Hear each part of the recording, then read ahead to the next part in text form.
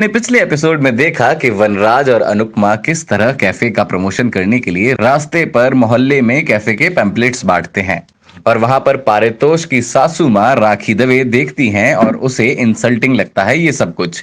आने वाले एपिसोड में हम देखेंगे कि राखी दवे उसके बाद अनुपमा के घर में आकर हंगामा कर देती है और ना जाने क्या कुछ कहती है, जैसे मैंने मेरी बेटी को गरीब घर में दिया था, भिखारियों के घर में नहीं। वहीं वनराज भी ये सारी बातें सुनकर पलटकर जवाब देता है। पर ये क्या हम देख रहे हैं कि वनराज का बेटा पारितोष अपनी सो कॉल्ड हाई स्टेटस की सासू माँ का साथ देता है और पिता वनराज को सुना देता है और कहता है मुझे तुम लोगों से अब शर्म आने लगी है, I am ashamed of you guys.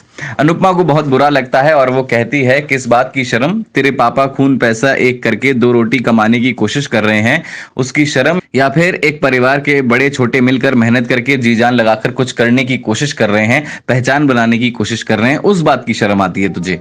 Toshu कहता है वो पहचान एक फटीचर फैमिली की पहचान है। ये देखकर समझ आता है कि पारितोष पूरी तरह राखी दवे के शिकंजे में है और वो कहता है कि मुझे आप पर शर्म आ रही है कि मैं इस फैमिली का बेटा हूँ, सबके सब सड़क छाप हैं। वनराज भी पलटकर अपने बेटे को सुना देते हैं और कहते हैं कि मैं जो भी बना हूँ अपने दम पर बना हूँ, मुझे अपने सास का सहारा नहीं लेना पड़ा तेरी तरह।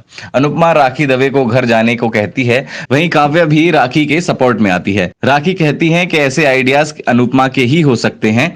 अनुपमा ऐसी औरत है जिसने जिंदगी भर दाल चावल और झाड़ू मारा हो, मसाले कूटे हों और अब खुद को टॉपर समझ रही है। राखी यहीं नहीं रुकी, राखी की और हद बढ़ गई। उसने कहा अनुपमा को कि पहले पति के साथ रहना नहीं आया और अब पति को छोड़ना नहीं आ रहा है, क्यों उसकी जिंदगी में जबरदस्ती घुस के दोस्त बनने की कोशिश कर रही हो। एक लड़का लड़की दोस्त बन सकते हैं पर एक एक्स हस्बैंड और एक एक्स वाइफ कभी नहीं बन सकते दोस्त। वहीं काव्या अनुपमा को चालू औरत कहती है, लेकिन दोस्तों हैरानी की बात यह है कि आखिर वनराज क्यों चुप बैठा था। वहीं काव्या इल्जाम लगाती है कि अनुपमा मेरा पति चुराने की कोशिश करती है। आखिर वनराज बोल ही पड़ता है और कहता है अनुपमा और मैं दोस्त हैं, और कहता है ये डायलॉग मार मार के थकती नहीं हो क्या तुम। ये 4 महीने का अफेयर नहीं था जो टूट गया या खत्म हो गया, हमारे बीच में 26 साल हैं और 3 बच्चे हैं। अनुपमा इमोशनल हो जाती है और कहती है लोगों को बस यही तकलीफ है कि मैं तलाक के बाद आगे बढ़ गई हूं और अपने पति को दुश्मन नहीं मानती। अनुपमा काव्य से कहती है क्या तुम्हें इस घर में मेरे साथ रहने से प्रॉब्लम है, मेरी एकेडमी से प्रॉब्लम है। तो काव्य कहती है हाँ मुझे प्रॉब्लम है। तो इस पर अनुपमा जवाब देती है और कहती है एक काम कर, अपना सारा का सामान बांधो और इस घर से निकल जाओ, क्योंकि मैं तो अपने माँ बाबूजी और बच्चों को नहीं छोड़ूंगी। और वनराज जी आप भी अपना सामान बांध लीजिए और मेरी डांस एकेडमी से अपने कैफे को निकाल दीजिए। कल सुबह तक ये कहानी खत्म।